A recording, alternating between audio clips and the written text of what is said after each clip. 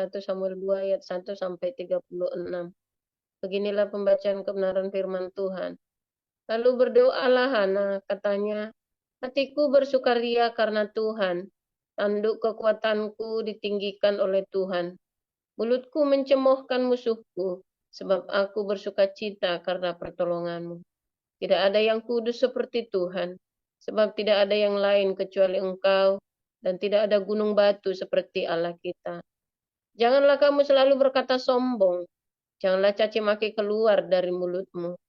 Karena Tuhan itu Allah yang Maha Tahu, dan oleh Dia perbuatan-perbuatan diuji. Busur pada pahlawan telah patah, tapi orang-orang yang terhuyung-huyung, pinggangnya berikatkan kekuatan. Siapa yang kenyang dahulu, sekarang menyewakan dirinya karena makanan, tetapi orang yang lapar dahulu, sekarang boleh beristirahat. Bahkan orang yang mandul melahirkan 7 anak, tapi orang yang banyak anaknya menjadi layu. Tuhan mematikan dan menghidupkan, Dia menurunkan ke dalam dunia orang mati dan mengangkat dari sana. Tuhan membuat miskin dan membuat kaya. Ia merendahkan dan meninggikan juga. Ia menegakkan orang yang hina dari dalam debu dan mengangkat orang yang miskin dari lumpur untuk mendudukkan dia bersama-sama dengan para bangsawan dan membuat dia memiliki kursi kehormatan. Sebab Tuhan mempunyai alas bumi, dan di atasnya Ia menaruh daratan. Langkah kaki orang-orang yang dikasihinya dilindunginya, tapi orang-orang fasik akan mati binasa dalam kegelapan, sebab bukan oleh karena kekuatannya sendiri seseorang berkuasa. Orang yang berbantah dengan Tuhan akan dihancurkan. Atas mereka Ia mengguntur di langit. Tuhan mengadili bumi sampai ke ujung-ujungnya. Ia memberi kekuatan kepada raja yang diangkatnya dan meninggikan tanduk kekuatan orang yang diurapinya. Lalu pulanglah Elkana ke Rama, tetapi anak itu menjadi pelayan Tuhan di bawah pengawasan Imam Eli. Adapun anak-anak lelaki Eli adalah orang-orang dursila. Mereka tidak mengindahkan Tuhan ataupun membatas hak para imam terhadap bangsa itu. Setiap kali seseorang mempersembahkan korban sembelihan, sementara daging itu dimasak, datanglah bujang imam membawa garpu bergigi 3 di tangannya dan dicucukkannya ke dalam bejana atau ke dalam kuali atau ke dalam belanga atau ke dalam periuk. Segala yang ditarik dengan garpu itu ke atas, diambil imam itu untuk dirinya sendiri. Demikianlah mereka memperlakukan semua orang Israel yang datang ke sana, ke Silo. Bahkan sebelum lemaknya dibakar, bujang imam itu datang, lalu berkata kepada orang yang mempersembahkan korban itu, berikanlah daging kepada imam untuk dipanggang, sebab ia tidak mau menerima daripadamu daging yang dimasak, hanya yang mentah saja.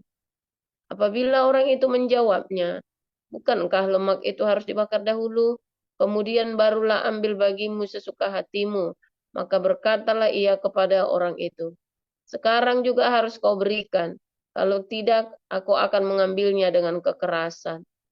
Dengan demikian, sangat besarlah dosa kedua orang muda itu di hadapan Tuhan, sebab mereka memandang rendah korban untuk Tuhan. Adapun Samuel menjadi pelayan di hadapan Tuhan. Ia masih anak-anak yang tubuhnya berlilitkan baju efod dari kain lena. Setiap tahun ibunya membuatkan dia jubah kecil dan membawa jubah itu kepadanya apabila ia bersama-sama suaminya pergi mempersembahkan korban sembelihan tahunan. Lalu Eli memberkati Elkana dan istrinya, katanya, Tuhan kiranya memberikan keturunan kepadamu dari perempuan ini pengganti yang telah diserahkannya kepada Tuhan. Sesudah itu pulanglah mereka ke tempat kediamannya. Dan Tuhan mengindahkan Hana, sehingga dia mengandung dan melahirkan 3 anak laki-laki dan 2 anak perempuan lagi. Sementara itu, makin besarlah Samuel yang muda itu di hadapan Tuhan. Eli telah sangat tua, apabila didengarnya segala sesuatu yang dilakukan anak-anaknya terhadap semua orang Israel, dan bahwa mereka itu tidur dengan perempuan-perempuan yang melayani di depan pintu kemah pertemuan. Berkatalah ia kepada mereka, mengapa kamu melakukan hal-hal yang begitu? Sehingga ku dengar dari segenap bangsa ini tentang perbuatan-perbuatanmu yang jahat itu? Janganlah begitu anak-anakku. Bukan kabar baik yang kudengar itu bahwa kamu menyebabkan umat Tuhan melakukan pelanggaran. Jika seseorang berdosa terhadap seorang yang lain, maka Allah yang akan mengadili. Tetapi jika seseorang berdosa terhadap Tuhan, siapakah yang menjadi perantara baginya? Tetapi tidaklah didengarkan mereka perkataan ayahnya itu, sebab Tuhan hendak mematikan mereka. Tapi Samuel yang muda itu semakin besar dan semakin disukai, baik di hadapan Tuhan maupun di hadapan manusia. Seorang abdi Allah datang kepada Eli dan berkata kepadanya, "Beginilah firman Tuhan, bukankah dengan nyata aku menyatakan diriku kepada nenek moyangmu ketika mereka masih di Mesir dan takluk kepada keturunan Firaun? Dan aku telah memilihnya dari segala suku Israel menjadi imam bagiku, supaya ia mempersembahkan korban di atas mezbahku, membakar ukupan dan memakai baju efod di hadapanku. Pada kaummu telah kuserahkan segala korban api-apian orang Israel. Mengapa engkau memandang dengan loba kepada korban sembelihanku dan korban sajianku yang telah kuperintahkan? Dan mengapa engkau menghormati anak-anakmu lebih daripadaku, sambil kamu menggemukkan dirimu dengan bagian yang terbaik dari setiap korban sajian umatku Israel? Sebab itu, demikianlah firman Tuhan Allah Israel. Sesungguhnya, aku telah berjanji, keluargamu dan kaummu akan hidup di hadapanku selamanya. Tetapi sekarang, demikianlah firman Tuhan, jauhlah hal itu daripadaku. Sebab siapa yang menghormati aku, akan kuhormati. Tetapi siapa yang menghina aku, akan dipandang rendah. Sesungguhnya akan datang waktunya, bahwa aku akan mematahkan tangan kekuatanmu dan tangan kekuatan kaummu, sehingga tidak ada seorang kakek dalam keluargamu. Maka engkau akan memandang dengan mata bermusuhan kepada segala kebaikan yang akan kulakukan kepada Israel, dan dalam keluargamu takkan ada seorang kakek untuk selamanya. Tetapi seorang daripadamu yang tidak kulenyapkan dari lingkungan mezbahku akan membuat matamu rusak dan jiwamu merana. Segala tambahan keluargamu akan mati oleh pedang lawan. Inilah yang akan menjadi tanda bagimu, yakni apa yang akan terjadi kepada kedua anakmu itu, Hofni dan Pinehas. Pada hari yang sama keduanya akan mati, dan aku akan mengangkat bagiku seorang imam kepercayaan yang berlaku sesuai dengan hatiku dan jiwaku, dan aku akan membangunkan baginya keturunan yang teguh setia, sehingga ia selalu hidup di hadapan orang yang kuurapi. Kemudian siapa yang masih tinggal hidup dari keturunanmu akan datang sujud menyembah kepadanya, meminta sekeping uang perak atau sepotong roti, dan akan berkata, tempatkanlah kiranya aku dalam salah satu golongan imam itu, supaya aku dapat makan sekerat roti. Demikian. 2 Petrus 2 ayat 1 sampai dengan 22. Sebagaimana nabi-nabi palsu dahulu tampil di tengah-tengah umat Allah, demikian pula di antara kamu akan ada guru-guru palsu. Mereka akan memasukkan pengajaran-pengajaran sesat yang membinasakan. Bahkan mereka akan menyangkal penguasa yang telah menebus mereka, dan dengan jalan demikian segera mendatangkan kebinasaan atas diri mereka. Banyak orang akan mengikuti cara hidup mereka yang dikuasai hawa nafsu, dan karena mereka jalan kebenaran akan dihujat. Dan karena serakahnya guru-guru palsu itu akan berusaha mencari untung dari kamu dengan cerita-cerita isapan jempol mereka. Tetapi untuk perbuatan mereka itu, hukuman telah lama tersedia dan kebinasaan tidak akan tertunda. Sebab jikalau Allah tidak menyayangkan malaikat-malaikat yang berbuat dosa, tetapi melemparkan mereka ke dalam neraka, dan dengan demikian menyerahkannya ke dalam gua-gua yang gelap untuk menyimpan mereka sampai hari penghakiman. Dan jikalau Allah tidak menyayangkan dunia purba, tetapi hanya menyelamatkan Nuh, pemberita kebenaran itu, dengan 7 orang lain ketika ia mendatangkan air bah atas dunia orang-orang yang fasik, dan jikalau Allah membinasakan kota Sodom dan Gomora dengan api, dan dengan demikian memusnahkannya, dan menjadikannya suatu peringatan untuk mereka yang hidup fasik di masa-masa kemudian, tetapi ia menyelamatkan Lot, orang yang benar, yang terus-menerus menderita oleh cara hidup orang-orang yang tak mengenal hukum dan yang hanya mengikuti hawa nafsu mereka saja. Sebab orang benar ini tinggal di tengah-tengah mereka dan setiap hari melihat dan mendengar perbuatan-perbuatan mereka yang jahat itu, sehingga jiwanya yang benar itu tersiksa. Maka nyata bahwa Tuhan tahu menyelamatkan orang-orang saleh dari percobaan dan tahu menyimpan orang-orang jahat untuk disiksa pada hari penghakiman, terutama mereka yang menuruti hawa nafsunya karena ingin mencemarkan diri dan yang menghina pemerintahan Allah. Mereka begitu berani dan angkuh sehingga tidak segan-segan menghujat kemudian, padahal malaikat-malaikat sendiri yang sekalipun lebih kuat dan lebih berkuasa daripada mereka tidak memakai kata-kata hujat. Kalau malaikat-malaikat menuntut hukuman atas mereka di hadapan Allah, tetapi mereka itu sama dengan hewan yang tidak berakal, sama dengan binatang yang hanya dilahirkan untuk ditangkap dan dimusnahkan. Mereka menghujat apa yang tidak mereka ketahui, sehingga oleh perbuatan mereka yang jahat, mereka sendiri akan binasa seperti binatang liar dan akan mengalami nasib yang buruk sebagai upah kejahatan mereka. Berfoya-foya pada siang hari mereka anggap kenikmatan. Mereka adalah kotoran dan noda yang mabuk dalam hawa nafsu mereka. Kalau mereka duduk makan minum bersama-sama dengan kamu. Mata mereka penuh nafsu zina dan mereka tidak pernah jemu berbuat dosa. Mereka memikat orang-orang yang lemah. Hati mereka telah terlatih dalam keserakahan. Mereka adalah orang-orang yang terkutuk. Oleh karena mereka telah meninggalkan jalan yang benar, maka tersesatlah mereka lalu mengikuti jalan Bileam, anak Beor, yang suka menerima upah untuk perbuatan-perbuatan yang jahat.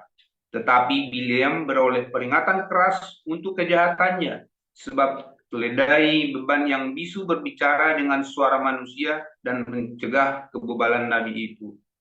Guru-guru palsu itu adalah seperti mata air yang kering, seperti kabut yang dihalaukan taufan bagi mereka yang telah tersedia tempat ke dalam kegelapan yang paling dahsyat.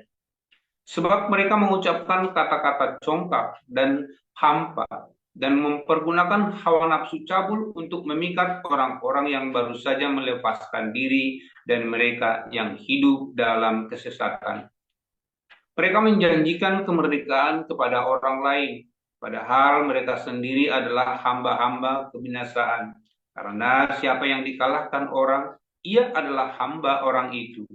Sebab jika mereka, oleh pengenalan mereka akan Tuhan dan Juru Selamat kita, Yesus Kristus, telah melepaskan diri dari kecemaran-kecemaran dunia, tetapi terlibat lagi di dalamnya, maka akhirnya keadaan mereka lebih buruk daripada yang semula. Karena itu, bagi mereka adalah lebih baik jika mereka tidak pernah mengenal jalan kebenaran daripada mengenalnya, tetapi kemudian berbalik dari perintah kudus yang disampaikan kepada mereka. Bagi mereka, cocok apa yang dikatakan peribahasa yang benar ini.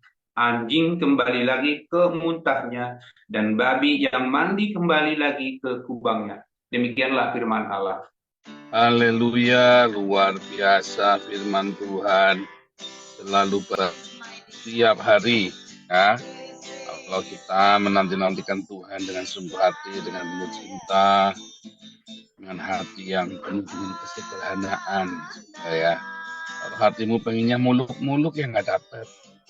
Itulah yang muluk-muluk itu ya, salah satunya menghalangi jawaban doamu.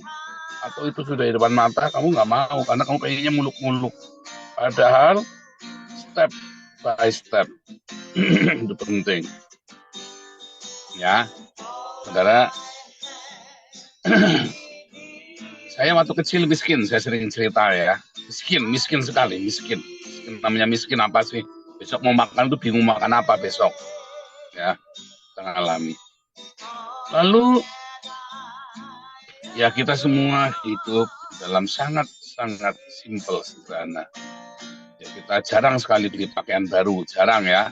Bekas dari saudara-saudara kita ya. Kecuali sepupu kita, saudara kita, ya tante saya ya ngasih pakaian baru Natal misalnya ya, itu baru kita punya pakaian baru tuh ya. Nah, kemudian ya sesekali ya, tapi dalam berapa tahun ya baru kami beli pakaian baru. Pakaian seragam sekolah pun kita seragam bekas ya, bekas lungsuran dari mana-mana. Jadi sudah biasa ya saudara ya dengan kemiskinan. Tetapi ya kami kami berjemaah di gereja ya Pentakosta karismatik, yang kalau khotbahnya pendeta itu ya datang pasti, wah saya baru diberkati Tuhan, punya dikasih mobil baru, wah Tuhan berkati saya dikasih rumah baru gedong, wah saya baru pulang dari Amerika, saya baru pulang dari Israel. Nah itu khotbahnya begitu terus saudara. Saya nggak tahu seberapa banyak itu mempengaruhi kehidupan kalian khotbah-khotbah seperti itu, tapi itu sangat berpengaruh sama saya. Saya pernah cerita ya, kenapa? Kalau dari kecil, umur 10 tahun ya, ditanya, kenapa nanti besarnya mau jadi apa? Mau jadi pendeta. Orang miskin loh, saya miskin loh saudara ya. Jadi kalau ditanya, mau besarnya mau jadi pendeta. Kenapa? Karena pendeta-pendeta itu palente. Ya, waduh. Klimis, rambutnya, ya saudara ya, sepatunya mengkilap, sepatu kulit, sabuk kulit, jasnya klimis, necis saudara ya. Wah, pokoknya luar biasa ya. Mobilnya begitu parkir, pendetanya mobilnya pakai sedan, nggak tahu merek apa, saya nggak ngerti merek itu ya. Wah, mobilnya pendetanya pakai sedan, ya. Terus istrinya, pokoknya yang jambul-jambul, wangi segala macam ya. Terus begitu keluar tuh nanti ada mobil lain pengawalnya banyak ya. Wah, saya kepengen kayak gitu saudara ya. Apalagi ceritanya saya baru pulang dari Israel, dari Amerika, dari Eropa, pulang dari mana-mana. Nah, saya di Banjaran, saudara. Banjaran, Adiwarna, kota kecil sekali saudara ya. Di peta nggak ada. Aduh, kasihan deh. Jadi kalau tanya besarnya mau jadi apa, saya ngelihat pengusaha. Bapak saya bolak-balik bangkrut. Saya ngelihat orang jadi karir. Ya, jadi bank, kok kayaknya pendetanya lebih sugih, lebih klimis. Jadi kalau saya tanya mau jadi pendeta, buat jadi hamba Tuhan. Saya dulu nggak menyadari, saudara ya. Itu bawah sadar saya. Saya baru tahu itu ya setelah saya kemudian masuk dalam dunia kerja nyata ya. tahun 2000 sampai 2010 saya tuh benar-benar masuk dalam realita kehidupan. Dan Tuhan murnikan hati saya. Sehingga sekarang kenapa pengen jadi hamba Tuhan? Mencangkul aku tak mampu, mengemis aku malu, saudara ya. Jadi saya jadi hamba Tuhan, karena Tuhan suruh, ya sudah. Kayaknya kerja lainnya. Tapi ya udah, adanya ini, ya sudah kerjanya ini aja. Ya. Tetapi Tuhan ajari saya satu hal yang amat sangat remah, begitu remah dalam hidup saya sebagai seorang hamba Tuhan hari ini, yaitu hidup sederhana, bersahaja, saudara ya. Jauh dari semua kemewahan tersebut, saudara ya. Bahkan beberapa orang menawarkan kemewahan, saya tolak. Oh, bukan sombong, bukan sombong, bukannya sok menolak, saudara ya. Ada orang nawarin, Pak, jalan-jalan pakai Starbucks ya Pak, sama istri berdua. Ini kita bayarin. Saya bilang waktu kemarin, enggak lah. Bukan sombong saudara, bukan. Terus sekarang kalau Anda tahu saya jalan-jalan pakai Starbucks, Anda mau nyumbang lagi nggak sama saya? Kamu aja belum pernah naik Starbucks. Lalu kamu lihat saya pendetanya naik Starbucks, mau nyumbang lagi nggak, donasi lagi nggak? Ya enggak lah, dan goblok kamu kalau nyumbang. Goblok. Kamu aja enggak pernah naik Starbucks, saya naik Starbucks lalu kamu nyumbang lagi. Goblok kamu. Ya. Kamu disuruh nyumbang pendeta-pendeta yang hidupnya, wah, yang tasnya harganya 30 juta. Oh haleluya, kita mau beli pesawat jet pribadi. Kamu naik pesawat dari Jakarta Semarang aja belum pernah. Mau nyumbang pendeta beli jet pribadi. Goblok kamu. Goblok lah saudara. Gimana sih otaknya dipakai? Wah, saya dulu heboh saudara ya. Wah, saya nyumbangnya berani nyumbang pendeta ya, ratusan juta supaya kerajaan Allah. Saya nyumbangnya pendetanya saudara ya. Supaya saya diingat sama pendetanya. Oh, diingat pendetanya, ingat sama saya. Didoain mati-matian sama pendetanya saudara ya. Nah, tapi bodoh saudara ya. Saudara, mengapa ada keinginan siapa di sini kalau kamu punya uang banyak, coba kamu bayangin kalau hari ini ya kamu punya uang 1 miliar, itu uangmu sendiri, bukan utang, bukan uang pedagang, tapi uangmu sendiri punya itu uangmu 1 miliar. Dalam pikiranmu kamu pengen ngapain? Siapa di sini kemudian pengen beli mobil mewah? Siapa yang pengen kemudian beli rumah yang bagus? Siapa yang pengen punya tas mewah, barang-barang mewah? Dari mana inspirasi itu, saudara? Dari pendetamu, saudara. Coba kalau pendetamu hidupnya sederhana. Jadi panutanmu, siapa yang jadi panutanmu? Ya kan pendeta kan? Kalau panutanmu hidupnya sederhana, habis itu kamu punya uang banyak, saudara. Kamu pengennya apa, saudara? Jalan-jalan enggak? Pengennya apa? Aku pengen ngasih makan orang juga, Pak, kayak Pak Paul. Enggak, saudara. Kalau hamba Tuhan, kalau panutanmu adalah orang-orang yang bergaya hidup, kamu lihat apa enaknya orang-orang hidup sederhana. Tapi ketika hamba-hamba Tuhan bergaya hidup mewah, maka kamu kan ngejar, kamu kepengen. Kamu itu kan teladanmu kan. Tiap hari coba jam segini saya masih pulang baru pelayanan, baru ngurusi masalah ya jemaat. Ya kan? Jam berapa di sini nih? Jam setengah 12 ini ya. Setengah 12 malam. Ya kan? Naik mobil Volvo butut, ya nggak mogok, butut Volvo tua 2009, ya, dengan hidup sederhana. Lalu Anda mau menyontoh kemewahan apa? Lalu kan, Bulianti aja ketemu saya udah bawaannya ya biasa ikut pendeta hebat Bulianti itu kan. Ketemu saya dorong gerobak, ya saya bilang ini gerobak sudah menangkan banyak jiwa loh, dengan gerobak. Pakai sandal jepit, dorong gerobak. Umar Juni sampai ketawa terbahak-bahak. Saya ketawa terbahak-bahak, di foto, dibikin videonya sama Ana, saudara ya. Seneng kita ngerjain Bulianti, saltum pokoknya. Ya lu biasa pergi sama pendeta Edon, sekali pergi sama Nabi, koboi. Dorong gerobak. Ya kan, pakainya mobil rental, gerobak, pakai gerobak. Mumet ndase.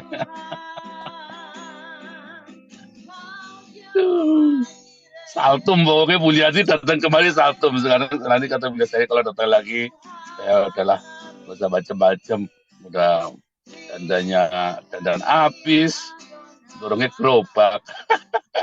Perginya ke Swiss, perginya ke Zurich, mau dodok habis. Aduh. Kota mode ya saudara, ini cuma dorong gerobak top, mumet ndase, saya ketawa terbahak-bahak saudara ya. Itulah kehidupan kami hamba Tuhan, saudara ya. Itulah kehidupan kami. Kesederhanaan itu nomor 1. Saya ajari anak saya. Kesederhana enak. Sehingga kamu nggak dituntut sesuatu. Begitu kamu kumpul lingkunganmu orang-orang jahat, tinggal aja. Itu bukan kita. Nanti nyarain apa-apa itu bukan kita. Sekalipun uangnya banyak sekali, itu nasinya kita kan banyak dibanding dengan pendeta-pendeta yang beberapa pendeta yang suka hedonisme, ya donasi kita lebih banyak. Tapi kan bukan uang saya, ya kan? Itu uangnya Tuhan. Saya mau nyentuh aja, mau minta cover aja, nggak bisa sembarang bendahara kita galak, nggak boleh. Ya saya juga tahu nggak boleh sembarangan. Bikin ini kan, oh nanti dulu harus lapor jelas dulu, ini harus begitu. Oh iya memang harus begitu, karena itu bukan uang saya, itu uang Tuhan. Sekalipun pelayan, tetap nggak boleh, harus jelas buat apa ini, kemana uangnya, pertanggungjawabannya mana, harus jelas. Oh iya, di lampu anggernya diganti lampu sepeda katanya Andreas. Dulu sampai lampu anggernya rusak, aduh mati gara-gara diinjek sama pastif itu ya, apelnya mati. Akhirnya dalamnya pakai lampu sepeda, saudara ya. Kita akalin pakai lampu sepeda kelip-kelip, masih ada dikakalin. Aduh, luar biasa, haleluya saudara ya. Tapi indah saudara pelayanan begitu, karena kami hidupnya di level itu, maka kita ketemunya orang-orang level itu, dan banyak sekali orang-orang yang level itu saudara ya. Orang level-level yang sederhana, dan kita ketemu dengan orang-orang sederhana, mungkin orang nggak kagum sama saya, kita punya banyak teman yang bantuin ya saudara ya. Ya, karena kita hidup di sana, dan itu hidup seperti itu berkat saudara ya, dibanding kita tiap hari cuma ngeliatin orang itu apa mobilnya bagus. Sama sekarang saya ngeliatan, kamu pengen beli itu, ada mobil Porsche nyala, kira mobil pakai Porsche ya, pengen beli itu ya. Enggak, saya senang saudara ya, mudah-mudahan anak saya tidak berubah, apalagi kalau dia ini benar-benar menjadi politikus segala macam ya kan. Semoga hidupnya tidak berubah kayak hidupnya sederhana. Kita belajar saudara ya, belajar dari banyak kesalahan dan kegagalan di masa lalu, dan kita belajar hari ini ternyata hidup sederhana itu enak ya. Hidup sederhana itu enak. Saya punya uang 100.000, ya pakainya begini. Punya uang 1 juta, ya pakainya begini. Ya sederhana saja, nggak usah yang aneh-aneh. Dan nggak dituntut. Orang lihat saya ya begitu. Ya kan? Lagi mau ganteng ya pakai dasi. Ya kan? Terus nggak usah pusing. Orang sipil ngelihatnya, ya nggak apa-apa. Begitu dia tahu pekerjaan kita melongo saudara ya, iya dong, ya kan? Kita mah pakaian mah bekas semua ya, tapi kalau mereka tahu proyek-proyek yang kita lakukan ya, mereka sampai terkejut-kejut saudara ya, sampai matanya mau keluar, sampai gitu saudara ya. Kamu bukan mau pamer, bukan saudara, itu kita bermegah karena pekerjaan Tuhan yang Tuhan percayakan kepada kita ada buah, ya bukan karena kehebatan kita, justru dalam kesederhanaan kita. Asik nggak? Asik. Daripada kamu pakai pakaian mewah segala macam, dipuji, dompetnya kosong saudara. Menolong orang bingung. Sekarang saya kalau menolong orang cuma tinggal telepon sama Pak Yuwono kan, Yuwono ada nggak, kita bisa tolong orang ini nggak? Enak kan? Siapa saja bisa kita tolong. Tinggal telepon Pak Dokter Yuwono. Pak Dokter, ini ada orang ini begini. Ya udah, moga ikutin aturan SOP-nya gimana yang ini. SOP-nya belum memenuhi, kurang sekian, coba nanti di-meetingkan. Wah gitu saudara ya. Daripada kamu pakai barang mewah, menolong orang setengah mati ributnya kan. Menolong orang, kamu sendiri perlu ditolong, bayar cicilanmu. Biar saudara ya. Orang enak itu hidup sederhana. Tapi banyak sekali orang yang bisa kita tolong. Aku miskin namun memperkaya banyak orang. Enak saudara. Suatu hari kita akan menuai. Ya, menuai persahabatan, menuai belas kasih, menuai cinta. Kita menuai ya pertemanan. Tanpa kita harus tergantung sama orang lain. Ya kan? Nggak tergantung loh saudara ya. Kita nggak pernah tergantung sama orang. Kita punya uang. Karena kita hidup sederhana, maka kita punya uang. Tapi kalau kamu hidupnya tidak sederhana, kamu ngarep-ngarep uang, ada hamba Tuhan terkenal, sudah saya nggak sebut namanya.